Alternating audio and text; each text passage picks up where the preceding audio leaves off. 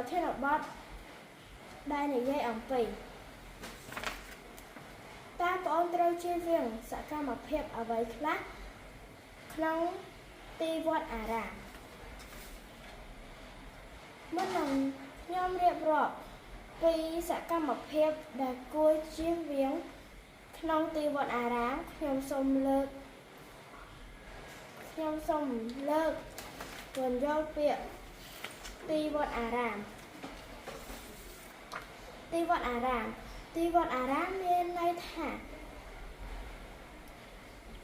ជាកន្លែងសម្រាប់គោរពបូជាជាកន្លែងសម្រាប់ព្រះសង្ឃគង់នៅលើសពីនេះទៅទៀតវត្តអារាមត្រូវបានគេចាត់ទុកថាជាទីកន្លែងថែរក្សានៅវប្បធម៌ខ្មែរទៀតផង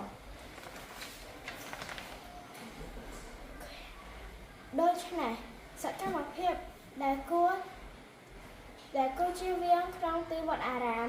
មានដូចជា 1. កុំពាក់មួកកុំទទួលក្រមាកន្សែងចូលក្នុងវត្ត 2. កុំត្រូវដោះស្បែកជើងមុនពេលឡើងលើសាលាបុណ្យ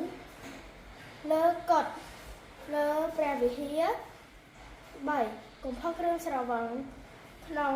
វត្តអារាមកុំមាត់លោឡាលន់ត្រហឹង 4. កុំបេះបាច់ដំណើរដាំដើររបស់ព្រះសង្ឃកុំចោលកាកសំណល់រាយប៉ាយតាមសក្ការៈបូជា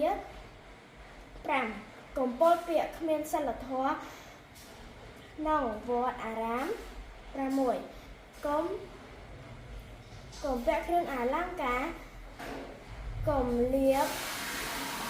គ្រឿងក្រអូបក្លិនឈ្ងុយក្លិនដល់ព្រះសង្ឃ 7. កុំនិយាយចំអែតចំអន់លេះលោះចេញអាកប្បកិរិយាមិនសមរម្យចំពោះព្រះសង្ឃឡើយជាចុងក្រោយខ្ញុំសូមអរគុណលោកគ្រូនិងមិត្តភ័ក្តិទាំងអស់គ្នាដែលបានស្ដាប់ខ្ញុំពីដើមដល់ចប់សូមអរគុណ